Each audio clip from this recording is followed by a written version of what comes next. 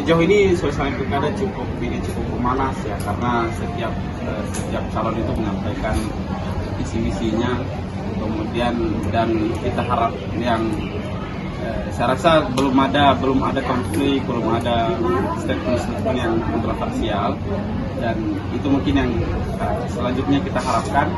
Dan banyak pilkada sekarang yang menampilkan diri dari berbagai latar belakang, dan itu mungkin kita harapkan orang-orang yang baik yang mungkin bisa arah ke depan, tapi diharapkan juga tidak hanya bersifat tekstual, tapi perlu dikontekstualkan. Sejauh ini tiap calon itu memiliki visi misi yang sangat baik, yang saya rasa bisa memajukan NTB ke depan.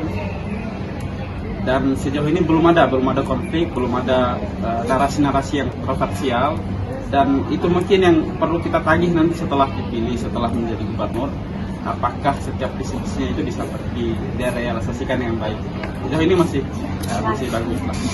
Bagaimana cara mencegah atau menyikapi ketika ada money politik soalnya?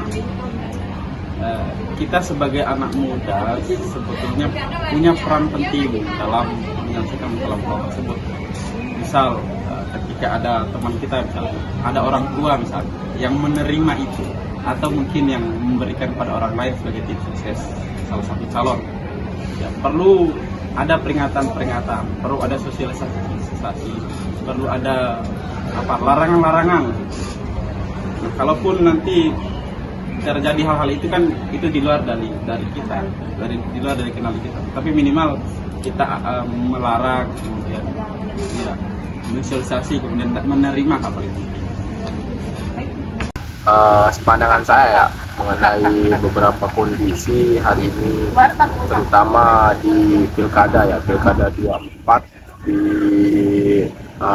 situasi hari ini yang saya lihat itu ya, menurut saya dari beberapa calon yang mencalonkan diri ya, yang hari ini tergabung dalam pilkada tersebut ya, dari beberapa aspek sebenarnya, dari beberapa calon dan juga pasangan calon tersebut itu hanya beberapa orang yang mungkin nggak terlalu peduli dengan kondisi demokrasi pilkada hari ini. Dalam artian mungkin beberapa orang atau pandangan masyarakat hari ini yang hanya sebatas mereka ngikutin arus saja, atau ngikutin jalan perkembangan, yang nggak terlalu memikirkan atau melihat track record atau aspek ke belakang dari beberapa calon dan juga pasangannya itu menurut saya yang nggak bagus sama sekali gitu.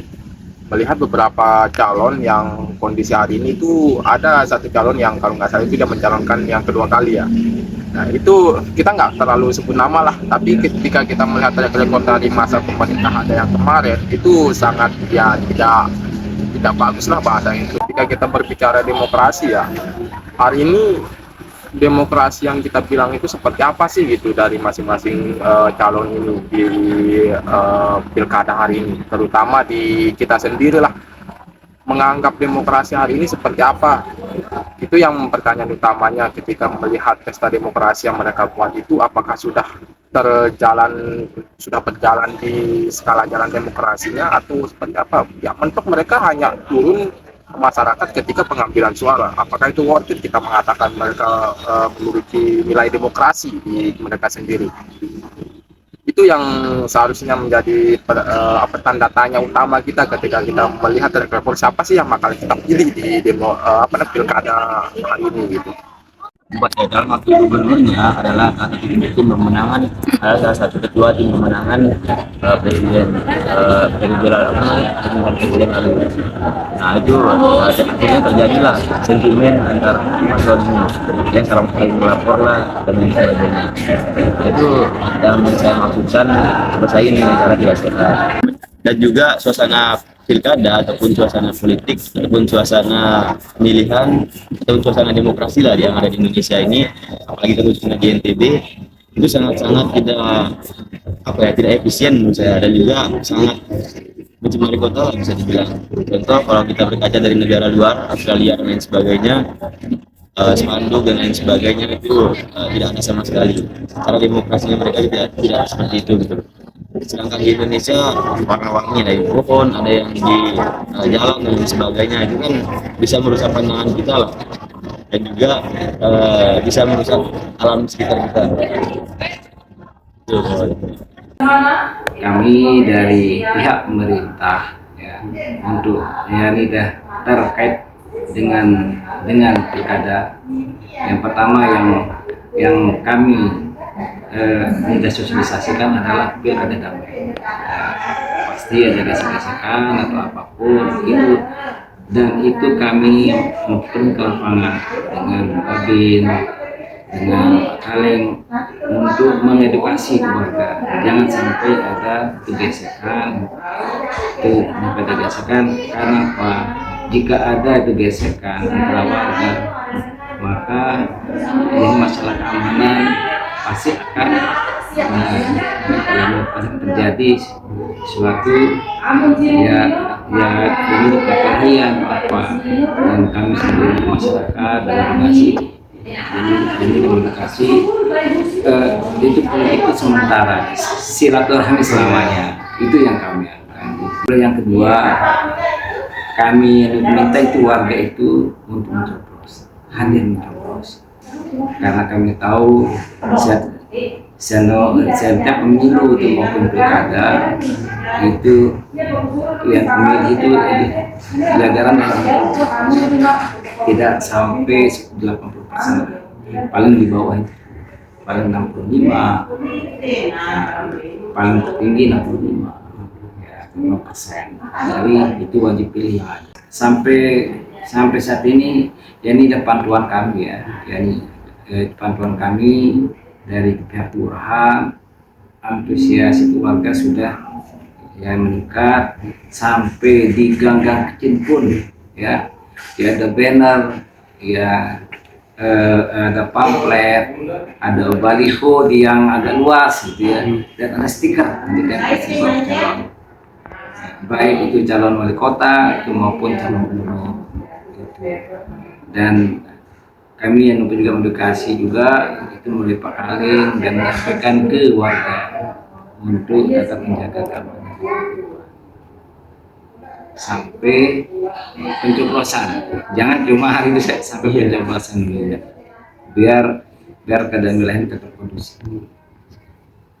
Dari hasil wawancara yang kami lakukan terhadap 3 orang mahasiswa dan 1 perangkat kelurahan, maka kami memperoleh 3 poin utama. Yang pertama, kesadaran demokrasi, yang mana kebanyakan mahasiswa memiliki kesadaran demokrasi yang cukup tinggi dan kritis, namun ada juga mahasiswa yang kurang sadar atau kurang peka terhadap dinamika pilkada yang terjadi saat ini. Poin kedua yaitu prinsip demokrasi, di mana prinsip demokrasi ini bertentangan dengan prinsip supremasi hukum, yang dimana hukum yang seharusnya ditegakkan secara konsisten dan tidak memihak. Sedangkan prinsip yang sejalan dengan suasana pilkada saat ini yaitu partisipasi aktif, yang dimana keterlibatan masyarakat dalam proses politik dan pengambilan keputusan. Poin ketiga, harapan masyarakat di dalam pilkada.